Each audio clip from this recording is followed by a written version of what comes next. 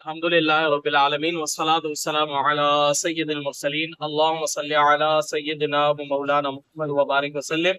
صلاۃ و سلام علیک یا سیدی یا رسول اللہ صلی اللہ علیہ وسلم۔ آج جو ہے وہ انشاءاللہ غسل کے چند مسائل جو ہے وہ انشاءاللہ بیان کرنے کی سعادت حاصل کریں گے، جس پر جو ہے وہ غسل واجب ہو تو اسے کیا کرنا چاہیے، مطلب نہانے میں تاخیر کرنی چاہیے یا نہیں، اس حوالے سے ہم سماعت کر لیتے ہیں۔ جس پر غسل واجب ہو اسے چاہیے کہ وہ نہانے میں تاخیر نہ کرے، کیونکہ حدیث مبارکہ میں ہے کہ جس گھر میں جنبی یعنی جس کے اوپر غسل فرض ہو، جس گھر میں جنبی یا کتا ہوتا ہے وہاں رحمت کے فرشتے نہیں آتے، تو فوراً سے جو وہ کوشش کرنی ہے غسل جو کر لے۔ لیکن اگر اتنی تاخیر کر چکا کہ نماز کا آخری وقت آ گیا، اب نہانا فرض ہو گیا، اب نہانا کیا ہو گیا، فرض ہو گیا، اب تاخیر بالکل نہیں کرنی، اب تاخیر کرے گا تو گناہگار ہوگا۔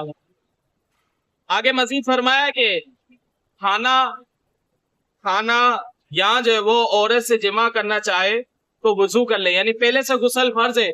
اب غسل فرض ہے، اب وہ کھانا چاہ رہا ہے۔ اب جیسے سحری کے اندر جو وہ عموماً رمضان میں یہ مسئلہ ہوتا ہے کہ غسل فرض ہے، اب وقت بھی بہت تنگ ہے، غسل کرے گا تو سحری کا وقت چلا جائے گا، تو اب کیا کیا جائے گا، اب یہ کیا جائے گا کہ وضو کر لے اور سحری جو ہے وہ کھا سکتا ہے، سحری جو ہے وہ کر لے، یا جو ہے وہ منہ ہاتھ جو ہے وہ دھو لے، تو پھر ایسے صورت میں بھی وہ کر سکتا ہے، کلی بھی کر لے، ساتھ میں کلی کر لے، ہاتھ منہ دھو لے۔ اور اگر ویسے ہی اس نے کھا پی لیا تو بھی گناہگار نہیں ہے، لیکن اس طرح کرنا جو ہے وہ یہ مکروہ ہے، ناپسندیدہ ہے اور محتاجی جو ہے وہ لاتا ہے۔ بے نہائے یا بے وضو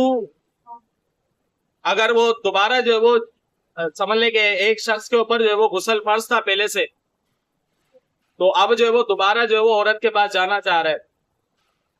تو پھر ایسے صورت میں بھی بہتر یہ ہے کہ وہ وضو کر لے۔ اگر وضو نہیں کیا پھر بھی جو ہے وہ اگر دوبارہ جاتا ہے تو پھر ایسی صورت میں بھی حرج نہیں ہے، گناہگار نہیں ہوگا، بہتر یہ کہ وضو کر لے۔ لیکن جسے احتلام ہو پھر وہ بے نہائے جو ہے وہ اپنی عورت کے پاس جائے تو اس سے جو ہے وہ بچا جائے، کہ اس سے جو ہے وہ بیماریاں وغیرہ ہونے کا اندیشہ ہوتا ہے۔ کچھ ایسے معاملات ہوتے ہیں جو طباً بھی منع ہوتے ہیں، جو طباً منع ہوتے ہیں اس کو شریعت بھی ناپسند کرتی، تو بہتر یہ کہ احتلام ہوا بے نہائے عورت کے پاس جو ہے وہ نہیں جانا چاہیے، بچے اس چیز۔ اب جس پر جو ہے وہ کئی غسل فرض ہو،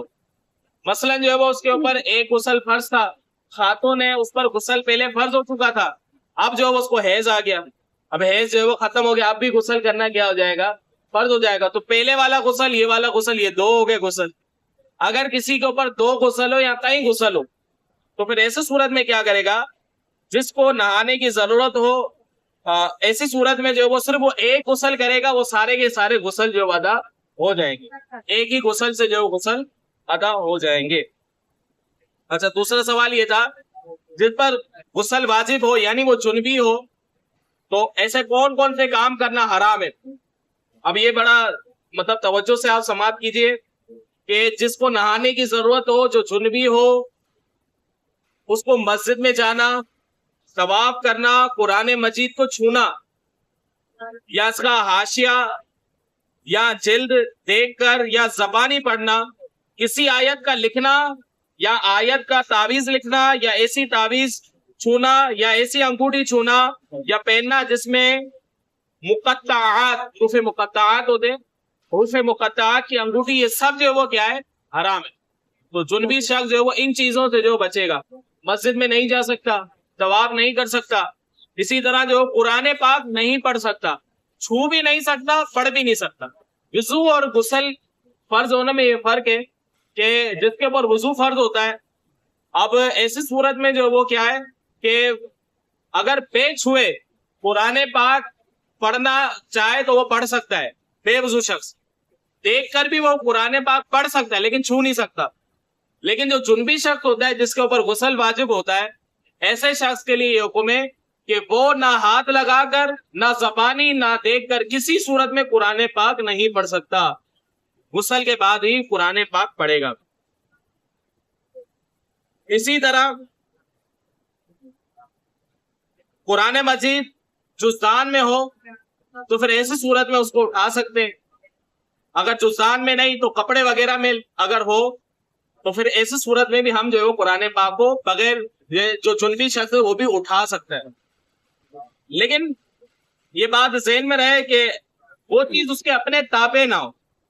یعنی ہر اس چیز سے قرآن پاک کو اٹھا سکتا ہے. پاک کپڑا ہو گیا,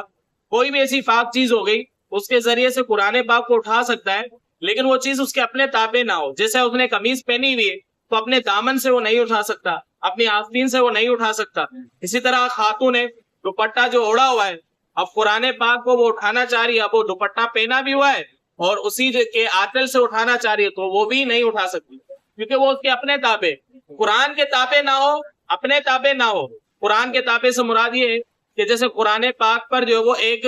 مخصوص کپڑا وہ چڑھا ہی ہوتا ہے, قرآن کے علاوہ چڑھا ہوتا ہے. ایسی صورت میں بھی ہم اس کو بغیر وضو کے اور غسل کے نہیں چھو سکتے. ہاں اگر اس کے علاوہ کپڑا لپیٹا ہوا ہے تو ایسی صورت میں ہم جو ہے وہ قرآن پاک کو اٹھا سکتے. یہ جو وہ مسئلے ہیں,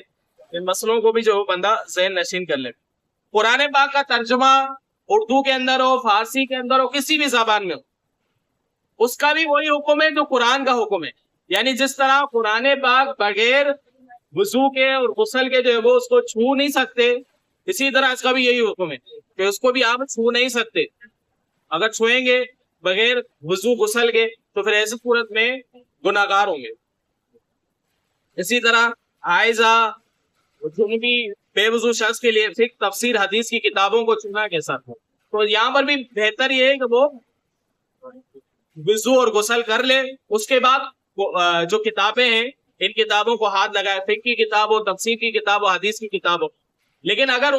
یہ جو کتابیں مذکورہ بیان کی گئی, اگر ان کے اندر آیت مبارکہ آ جائے تو اس پر ہاتھ نہیں رکھ سکتا, ہاتھ نہیں رکھ سکتا, اس کو چھو نہیں سکتا, کہ جب تک وہ غسل اور وضو کر لے اس کے بعد ہی جو وہ یہ کام اس کے لیے جائز ہوں گے. جنبی حائضہ کو درود پاک, دعائیں وغیرہ اور اذان کا جواب دے سکتے ہیں. تو جواب یہی ہے کہ درود پاک بھی پڑھ سکتے ہیں, اگر جنبی حالت میں ہو درود پاک بھی پڑھ سکتے ہیں, دعائیں پڑھنے میں بھی کوئی حرج نہیں, اذان کا جواب بھی دیا جا سکتا ہے. لیکن بہتر یہی ہے کہ وضو اور کلی کر لے. اگر غسل کرنے کے لیے جو وہ پانی وغیرہ میسر نہ ہو تو تب تک وضو اور کلی کر لے, ورنہ یہی حکم ہے کہ اگر غسل فرض ہو تو فوراً سے جو ہے وہ ہم نے غسل کر لینا ہے, تاکہ رحمت کے فرشتے بھی جو ہے وہ گھروں کے اندر ہی رہے. اللہ رب العزت سے دعا ہے کہ اللہ تبارک و تعالی علم دین سیکھ کر اس پر عمل کرنے کی توفیق عطا فرمائے. آمین بجائے